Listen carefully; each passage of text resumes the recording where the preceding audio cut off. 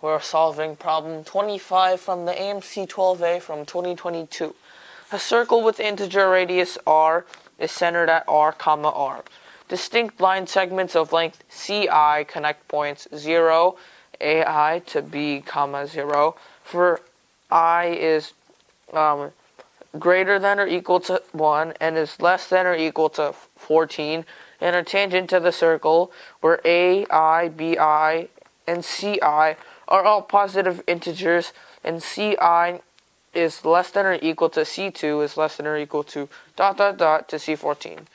What is the ratio of c14 to c1 for the least possible value of r? So this is a pretty big problem. 25 obviously. So we have this graph here, and it's the circle. It's draw it out first. I'm not that good at drawing circles. It's centered at here around r, r. Okay, and these are all right angles with length r. Okay, and okay, now we have a lot of possible tangent lines here, a lot, and it restricts us in this problem because it only have integer coordinates. There would be infinitely as many if there weren't integer coordinates. So there's going to be a big tangent line around here, say, with endpoints of, say, A and B, like that. This point of tangency we can call point P, and these points of tangency on the x and y axis call S and Q. Now we can already find the coordinates of these points in relation to the circle.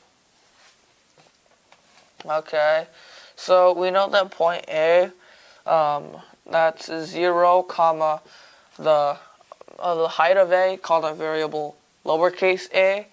Same thing for B, lowercase b, 0. And for Q and S, this Q is r, 0 in terms of radius. That length is r, so we call it r. S is 0, r, respectively. Now, well, let's see. We know that BP, the length BP, is equal to this length, BQ, because both are touching tangency points at the circle. And this is basically B minus R. Alright, this is B minus R for the reason that since point B is at B and B, 0, we can now get an expression in length. Since this coordinate is R, this becomes B minus R. Okay, same thing. AP is AS is A minus R. Okay. See here. C. Well, yeah.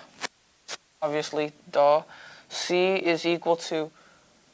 Oh yeah, because we don't have a C yet. What we can do here is set a value of C right now. We have this big angle. Let's let that be the hypotenuse. C is equal to AB is equal to AP plus BP equal to AR. That's just equal to these two lengths added up. A minus R, B minus R. Now we can also find this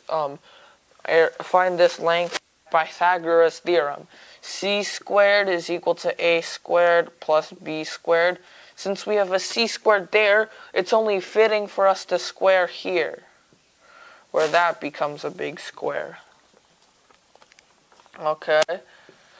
And now that we have that, well, we can just basically set those two values equal to each other. But first, what we should have done was, since we knew that C is equal to A plus so C was A minus R plus B minus R. That becomes A plus B minus 2R. Now we square it, yes. Okay, we can set these two equal to each other. So A squared plus B squared is equal to A plus B.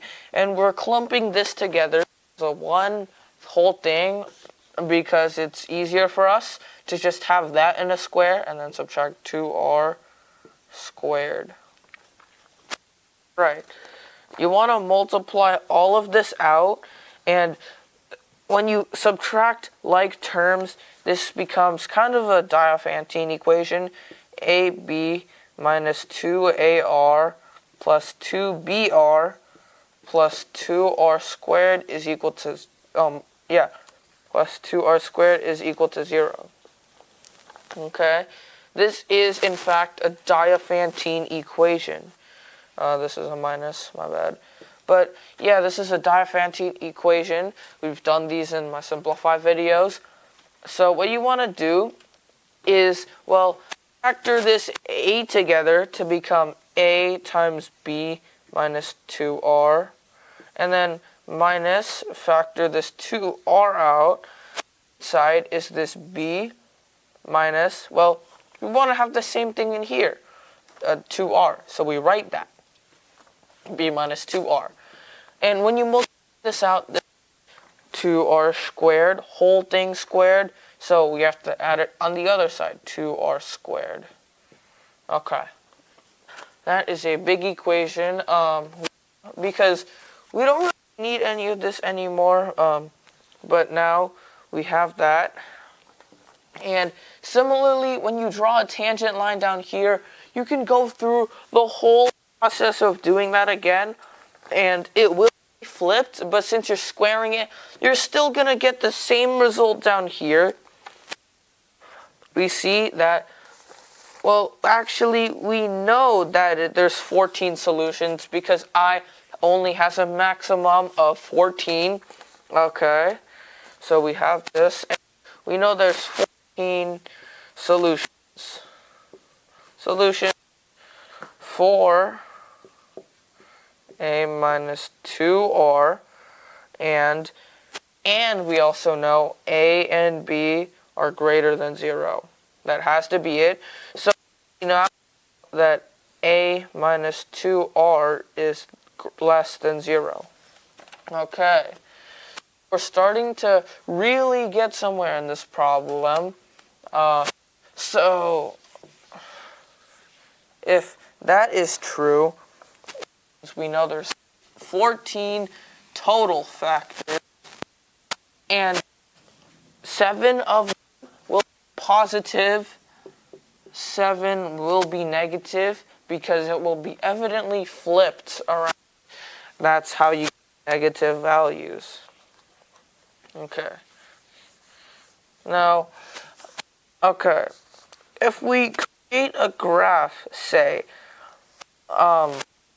for our our 2R squared, a whole thing squared, and the positive factors, the number of positive factors, we can start out as 1.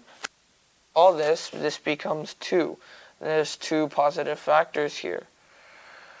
Okay, calculate 2. There's now 8 here. And then there's 4 here. When there's 3, this might be a bit hard to calculate, but there's 18, which is 2 times 3 squared, which is 6, because, yeah, this is how it works. Yeah, you just find factors with these numbers. 4, 4, this is 32, which is 2 to the power of 5, still 6. 5, this becomes 2 to the power of 1 times 5 squared, also 6. And then when you get to 6, you get 72, which is 2 cubed times 3 squared. This is 12. Okay, 12. So our number has to have less than 12 factors here. Now, when you have R equals plugged into that formula, you get basically A minus 12 has to be less than 12. So that is a very big conclusion. So now we can two things out. Either A over B or B over A. Now, whichever works is best because there's positive and negative factors, but now, well, you have to max either these two. It's not because they're positive or negative. It's because there's actually two graphs. A circle like going like this and a graph that could look like this. That's why there's an inverse. Or that's how the inverse is graphed. So our maximum value is A minus 12. Set it equal to that 2R squared, 72. A minus 12 is 72. We want our low value for B minus, because we have an A minus 12, we need that. This is going to equate to 1, our lowest value. Okay, A is 84, B is 13. We have our highest set at this point. And if we want our minimum, that's how we get our maximum. Maximum over minimum. We have to obviously go into negatives. A minus 12, negative 8. B minus 2 is 9. Okay. So, you solve this, you get A is 4 and B is 3. That C1 is 5 through Pythagorean triples. Through this Pythagorean triple, we have 85 over 5 is our answer of 17 for this problem.